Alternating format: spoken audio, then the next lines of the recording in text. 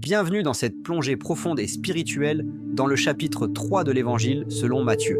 Aujourd'hui, nous allons explorer un moment clé, l'appel de Jean-Baptiste et le baptême de Jésus. Ce chapitre, bien que court, est une explosion prophétique et spirituelle qui prépare le cœur à la venue du Messie.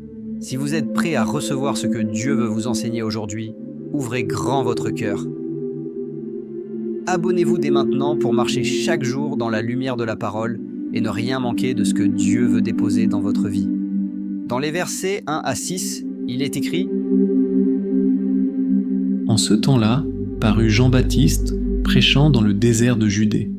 Il disait « Repentez-vous, car le royaume des cieux est proche. » Jean est celui qui avait été annoncé par Ésaïe, le prophète, lorsqu'il dit « C'est la voix de celui qui crie dans le désert. Préparez le chemin du Seigneur, aplanissez ses sentiers. » Jean avait un vêtement de poil de chameau et une ceinture de cuir autour des reins. Il se nourrissait de sauterelles et de miel sauvage. Les habitants de Jérusalem, de toute la Judée et de tout le pays des environs du Jourdain se rendaient auprès de lui, et confessant leurs péchés, ils se faisaient baptiser par lui dans le fleuve du Jourdain. Ce passage nous plonge dans un décor rude, le désert. C'est là que Dieu fait souvent naître des voix prophétiques. Jean-Baptiste n'est pas un homme ordinaire. Il incarne un style de vie radical, un appel à revenir à l'essentiel, à Dieu. Son message est clair et puissant. Repentez-vous, car le royaume des cieux est proche. Ce cri n'est pas ancien, il traverse les siècles. Il s'adresse aussi à nous aujourd'hui. Le désert symbolise notre propre cœur, parfois aride, parfois en quête de sens. Jean nous invite à préparer le terrain de notre âme.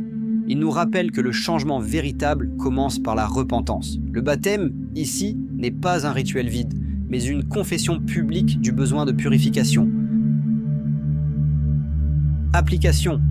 Prends un moment aujourd'hui pour t'arrêter et demander à Dieu « Qu'y a-t-il dans mon cœur qui doit être aplani ?» Le chemin du Seigneur se trace dans les cœurs humbles. Le passage des versets 7 à 10 nous dit « Mais, voyant venir à son baptême beaucoup de pharisiens et de sadducéens, il leur dit « Race de vipères, qui vous a appris à fuir la colère à venir? Produisez donc du fruit digne de la repentance, et ne prétendez pas dire en vous-même « Nous avons Abraham pour père ». Car je vous déclare que de ces pierres-ci, Dieu peut susciter des enfants à Abraham. Déjà la cognée est mise à la racine des arbres. Tout arbre donc, qui ne produit pas de bons fruits, sera coupé et jeté au feu. » Ici, Jean ne mâche pas ses mots. Il interpelle les religieux, ceux qui avaient l'apparence de la piété, mais dont le cœur n'était pas transformé. Ce passage est un appel à l'authenticité. Jean dit « Produisez du fruit digne de la repentance. » Cela veut dire, ne vous contentez pas de paroles, de traditions ou d'un statut religieux, que votre vie change vraiment. Il y a une urgence dans ces paroles. La cognée est à la racine. Dieu ne cherche pas des spectateurs, mais des arbres porteurs de fruits. Application. Quel fruit visible laisse voir ta repentance? Est-ce que ton entourage voit Christ à travers toi? Il est temps de porter du fruit, du vrai. Lisons maintenant ce que déclarent les versets 11 et 12. « Moi, je vous baptise d'eau pour vous amener à la repentance. Mais celui qui vient après moi est plus puissant que moi, et je ne suis pas digne de porter ses souliers. Lui, il vous baptisera du Saint-Esprit et de feu. Il a son vanne à la main, il nettoiera son aire, et il amassera son blé dans le grenier, mais il brûlera la paille dans un feu qui ne s'éteint point. » Jean annonce avec humilité et puissance la venue de Jésus. Il distingue son propre baptême, celui d'eau, du baptême à venir, le baptême du Saint-Esprit et de feu. C'est une promesse puissante. Le Saint-Esprit n'est pas un bonus facultatif dans la vie chrétienne. Il est l'essence même de la vie nouvelle. Et le feu? Il symbolise la purification, le zèle, la sainteté. Jésus vient purifier son peuple comme un van nettoie le grain de la paille. Application. As-tu été baptisé du Saint-Esprit? As-tu soif d'un feu nouveau dans ta vie spirituelle? Demande aujourd'hui ce feu qui transforme. Enfin, les versets 13 à 17. Alors Jésus vint de la Galilée au Jourdain vers Jean pour être baptisé par lui. Mais Jean s'y opposait en disant « C'est moi qui ai besoin d'être baptisé par toi, et tu viens à moi. » Jésus lui répondit « Laisse faire maintenant, car il est convenable que nous accomplissions ainsi tout ce qui est juste. » Et Jean ne lui résista plus. Dès que Jésus eut été baptisé, il sortit de l'eau. Et voici, les cieux s'ouvrirent, et il vit l'Esprit de Dieu descendre comme une colombe et venir sur lui. Et voici, une voix fit entendre des cieux ces paroles. « Celui-ci est mon Fils bien-aimé, en qui j'ai mis toute mon affection. » Ce moment est tout simplement glorieux. Le Fils de Dieu s'abaisse pour être baptisé. Non pas parce qu'il avait péché, mais pour s'identifier à nous. Jésus montre l'exemple de l'humilité, de l'obéissance parfaite. Et c'est là que se produit une révélation trinitaire. Le ciel s'ouvre, l'Esprit descend, le Père parle. C'est un moment de validation divine. Le ciel atteste, celui-ci est mon Fils bien-aimé.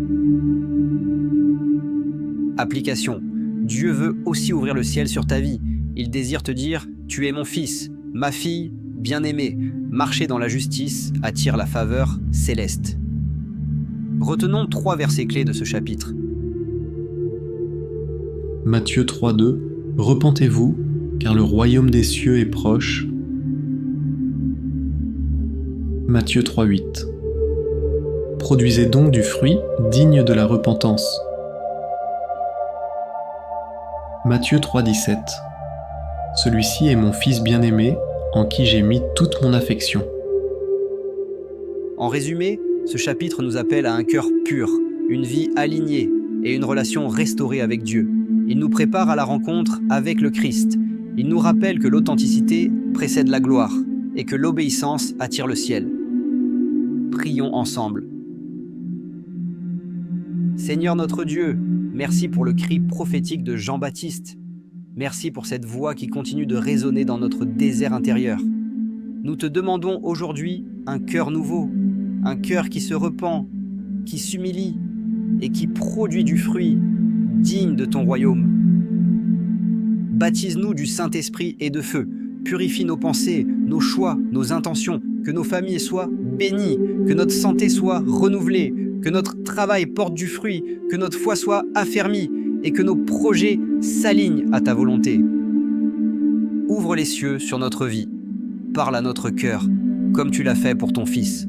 Dis-nous encore, tu es mon Fils, ma fille, bien-aimée, Kek. Nous te donnons toute la gloire, maintenant et pour l'éternité. Amen. N'oubliez pas de vous abonner pour continuer à grandir dans la foi. Partagez en commentaire le verset qui vous a touché aujourd'hui, vos expériences personnelles ou simplement un Amen. Bonne journée à vous, demeurez dans la paix du Seigneur et soyez abondamment bénis.